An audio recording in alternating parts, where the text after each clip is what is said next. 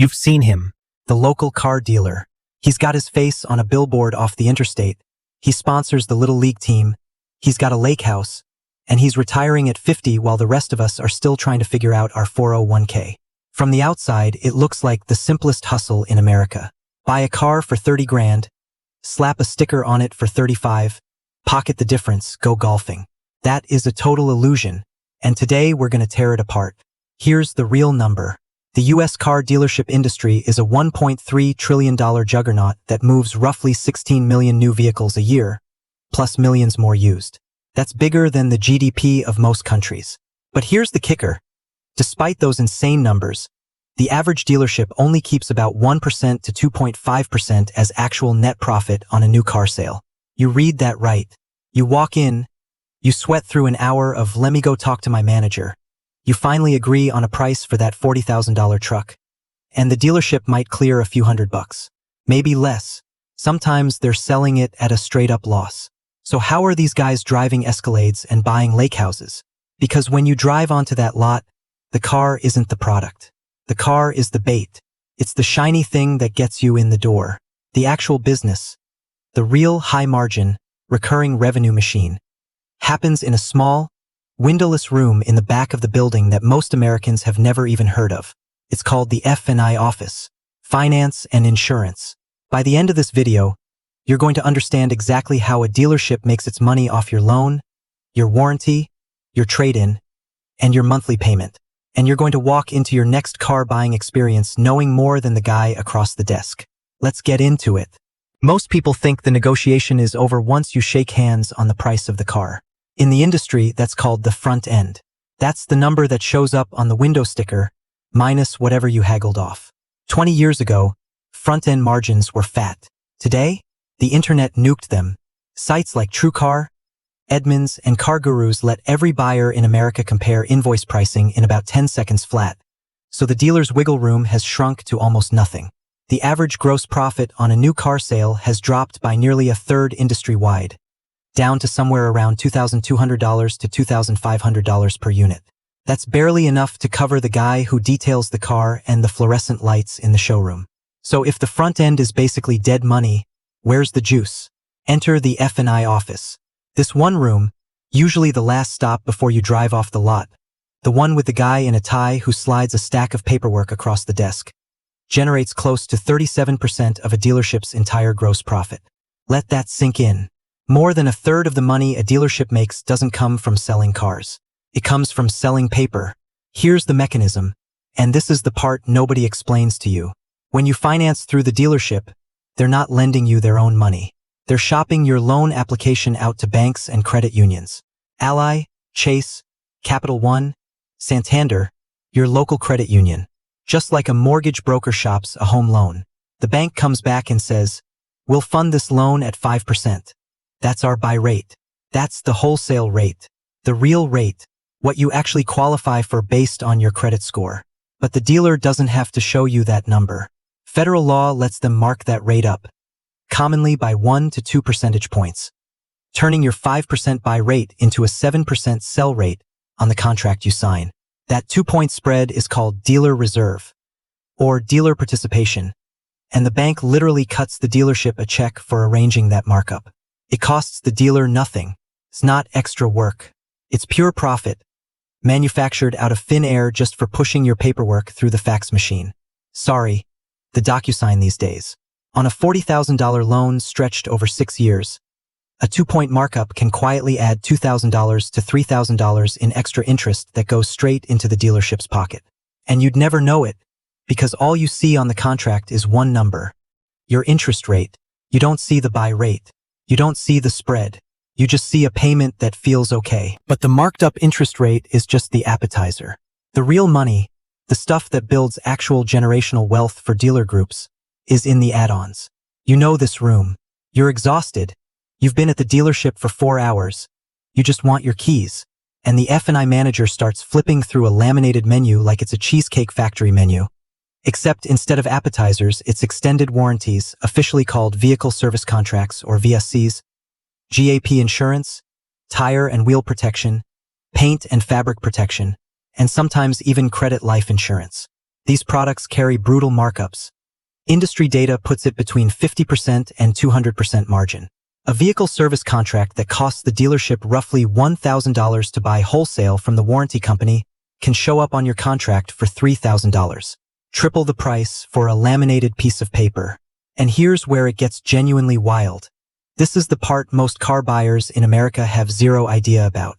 The big dealer groups, the ones with 20, 30, 50 rooftops across multiple states, don't just take a sales commission on that warranty. Many of them own their own offshore reinsurance companies, typically set up in places like the Turks and Caicos or the Cayman Islands, which have zero corporate income tax and light insurance regulation. Here's how the money actually flows. When you buy that $3,000 warranty, a huge chunk of that premium gets reinsured through the dealer's own offshore shell company. If your transmission never blows up, and statistically, most people's don't within the coverage window, the dealer group keeps every single penny of that underwriting profit, completely tax-sheltered offshore. And it doesn't just sit there. They take that pool of cash and invest it in stocks, bonds, and real estate, quietly compounding wealth year after year in a jurisdiction the IRS barely touches. All while you're at home trying to figure out why your $28,000 car somehow has a $34,000 payoff. This is a real, documented practice in the dealer world. It's one of the primary reasons a handful of family-owned dealer groups in flyover states end up worth hundreds of millions to billions of dollars. It was never about how many Silverados they moved off the lot. It was about the reinsurance company nobody in the showroom ever mentions. To protect all of this, dealerships train their sales staff on a decades-old psychological weapon called the Foursquare. It's literally a sheet of paper divided into 4 boxes: trade-in value, purchase price, down payment, and monthly payment. Every single American car buyer fixates on that 4th box, the monthly payment, because that's the number that decides whether it fits the household budget. Every salesperson in the country knows this, so the entire negotiation gets steered toward protecting that box, because it's the easiest one to manipulate without you noticing. Want a higher trade-in value for your old Camry so you feel like you're winning? Fine. They'll give it to you on paper, but they'll quietly stretch your loan term from 60 months to 72, or even 84 months to keep the payment flat. You walk out feeling like a negotiating genius. Meanwhile, the dealership just tacked on thousands of dollars in extra interest on the back end, and you're now upside down on a car loan for the better part of 7 years, which, by the way, is exactly how you end up rolling negative equity into your next car loan, and the cycle repeats. Then there's the profit you never even see on paper, the holdback. Manufacturers like Ford, Toyota, and GM quietly send dealers a refund of roughly 1% to 3% of MSRP on every single new vehicle sold after the sale closes.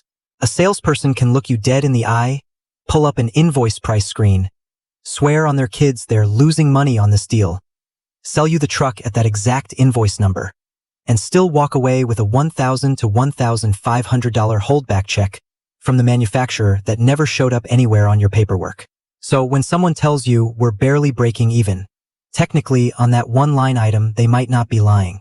They're just not mentioning the 3 other rooms in the building where the actual money gets made. Here's why car dealers are the titans of their local economy.